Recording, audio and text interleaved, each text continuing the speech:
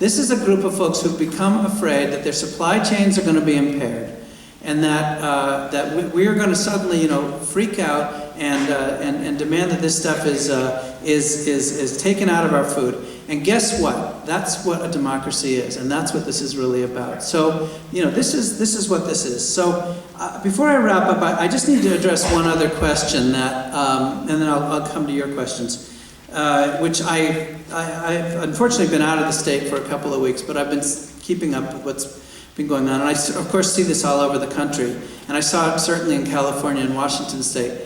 There was a case.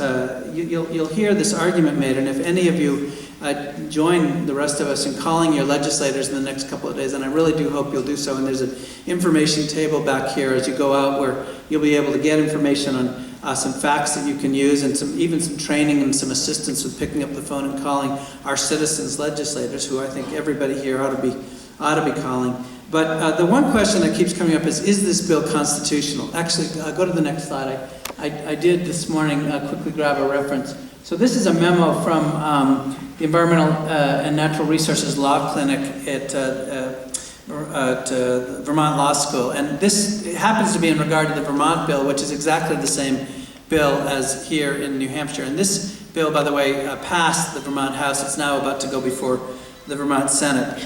And it's important to say, so the question that's being asked and the allegation, other than this, allegation that, your food costs are going to go through the roof. By the way, I'm sorry to jump around, but I have to say, we did a study, and it was released by an economist this summer, that showed that if you look through in all of the costs of changing labels, all of the costs of creating separate supply chains, it might result in something in the order of 14 cents over the lifetime of us as consumers. Would be the impact. So this idea of hundreds of dollars, whatever they say, $451 per year or something, is just, anyways, I've made that point. So here's what you need to understand about this constitutionality argument. First of all, as I already mentioned, there's all kinds of precedent for state efforts leading the way. Like I said, trans fats, BPA, suffrage, and so on and so forth, voting rights. The U.S. Supreme Court has found that the government can require disclosures of information that's relevant to the consumer if the government interest is substantial.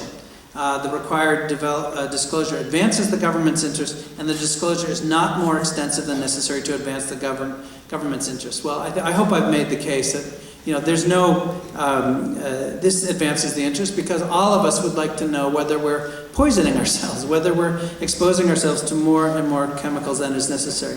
Providing consumers with information that allows us to make an informed choice they're both, that's a substantial interest. In specific, in this case, looking at the state versus federal, this gets technical. I'm not a lawyer. I don't want to pretend to be one. But the same question arose, and essentially there's three different precedents where, in theory, a case could be made for constitutionality. And in all three cases, as you see here, it was a slam dunk, according to the attorneys at Vermont Law School, that as a legal matter, there's absolutely no reason that Vermont, or for that matter now New Hampshire, can't pass a defensible law. And I actually have a copy. If there are lawyers here or legislators here who would like this, I have a copy of this full report. So let me try to bring this to a close and get to your questions.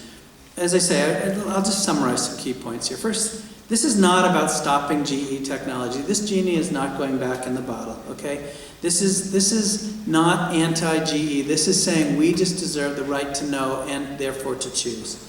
The science is going to be debated for years to come. It is absolutely the problems that we're seeing out there with the weeds, with the bugs, with the compaction, with the pollinators, and so on. This is the stuff that is now being talked about in the ag literature, and I assure you, this is not going away.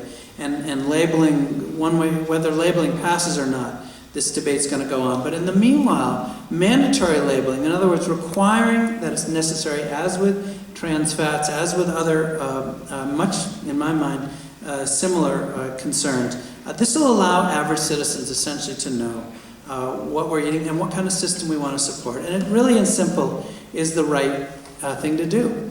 Now, our citizens, you can see by the turnout today, are turning out all over the country, and yet, for whatever reason, we have not marshaled that political power. So let me just spend one last moment before opening up here.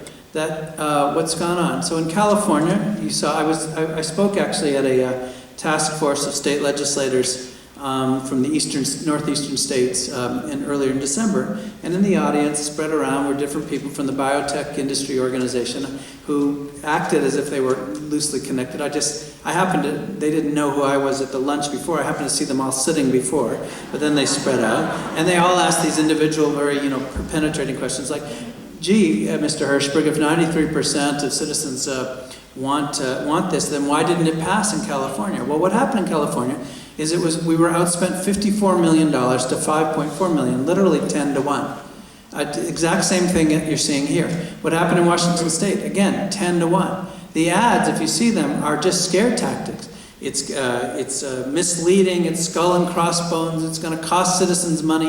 And you saw people sitting there saying, I can't have my grocery bills go up anymore. There's absolutely no evidence behind it.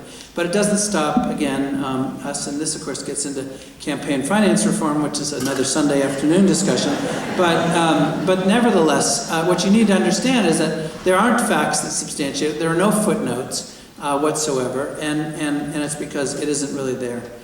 It's clear to me as a business person, frankly, and as a citizen, that the only reason we don't have this right is because the power and clout that these patent holders have marshaled by spending and donating hundreds of millions of dollars in lobbying and campaign contributions has essentially made the playing field not very level for you and me. These companies spend these sums because the seeds are so profitable, the chemicals are so profitable, and because they fear that labeling will really threaten to kill or wound this golden goose. And again, I point out to you, it has not happened around the world, and it's unlikely to happen here, but that is the fear. Again, no one can prove definitively whether these crops absolutely pose a safety, health, or health threat or not. We haven't studied them in real conditions for long enough, so don't get yourself trapped in that debate. But there is no question today that we are that using these crops is resulting in significant increases in exposure to herbicides and to the Bt toxins, and there's no argument to counter that these toxins are going to grow. So in my mind, very simply, this is very material to all of us. Politically, whether the bill will pass or not remains to be seen, of course. We'll see on Wednesday. As you know, it passed in a subcommittee, was recommended to the full committee for passage. Then the full committee voted it down 12 to 8. To be honest with you, I think it's an uphill battle for us to win it here in New Hampshire, which is a real tragedy on many counts, because of course we already have now Connecticut and Maine, and frankly, if New Hampshire passes it, I know Vermont will, and New York State. It's just a matter of time before we get 2 more states. So unfortunately, our state legislators on Wednesday are carrying a much bigger burden than I think any of them wish. And therefore, that's why you're seeing the full page ads. One last thing I should say, and then I'll open this up. This ultimately does get back to the federal level. I do need to admit, as a food manufacturer, that one way that I do agree with the state senator who was quoted in the paper today is we don't want a patchwork out there. We don't want it would be very difficult for me as Stonyfield or any other company to have a different regulation per state. That is not what's going to happen. Similarly, the concern that same senator voiced in the paper that they're worried that New Hampshire is going to end up being sued over this is already addressed by the law, by the fact that 6 other states would have to pass it for it to become law. So that's why it would be such a shame for us to not stand up for us, for the citizens, because this is an opportunity to join with 6 other states. And again, the costs of litigation would be borne if there were such litigation. But ultimately, the reality is if 6 states pass it, it's going to go to the feds. It's going to come to the federal level, and that's where it needs to be. As I said earlier, and I'll close with this is really about whether our government is of, for, and by us or not. And so I really encourage you, first of all, I thank you for coming this afternoon, and I really encourage you to pick up the phone and call legislators across the state. I mean, obviously, your own legislators need to hear from you, but to get this thing over the top, people are going to have to hear from a lot of folks in the next couple of days in ways that maybe we can't afford to do it this way, but in the old-fashioned way, that is what makes New Hampshire the wonderful state that it is, and our country the wonderful nation that it is. So again, thank you for participating, and let's hear your questions. Thank you.